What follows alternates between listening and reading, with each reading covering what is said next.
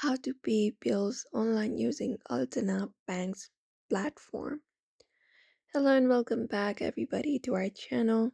If you'd like to pay bills online using the Alterna Bank, you may follow up this step-by-step tutorial. So first of all, you can log into their online banking. You can go ahead and tap on the login option in the top right corner of your screen, and then you should be taken to their online banking page where you can enter up your credentials and log in first. So provide in your user ID and then your password and login.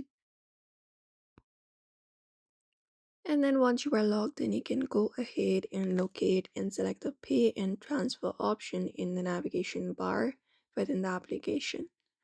Once you are here, you can select the option of pay bills from the given options in the navigation from the sub menu to be redirected to the online bill payment page. After that, you can just go ahead and add a pay. So if it is your first time or you're paying a new company, you will need to add them as a payee. You can click on the option to add a payee and then search for the company or the person. After that, you may need to manually enter the payee's name, address, and account number if they are not in the system. Once you do so, you need to ensure that you have a bill or invoice with the correct information to add the payee accurately. So just go ahead and do so. After that, you can go ahead and schedule the payment by confirming the payment.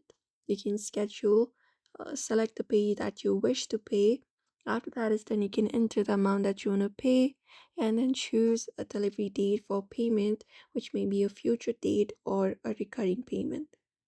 After that is done, you can just go ahead and review all of your details, all the payment details, and confirm the transaction to schedule your bill payment. And once it is completed, you can go. That is how you pay your bills online using the bank's platform. So if you'd also like to pay bills online using Alterna Bank's platform, these are the way you can do so. So don't forget to give this video a like and also subscribe for more tips and tutorials.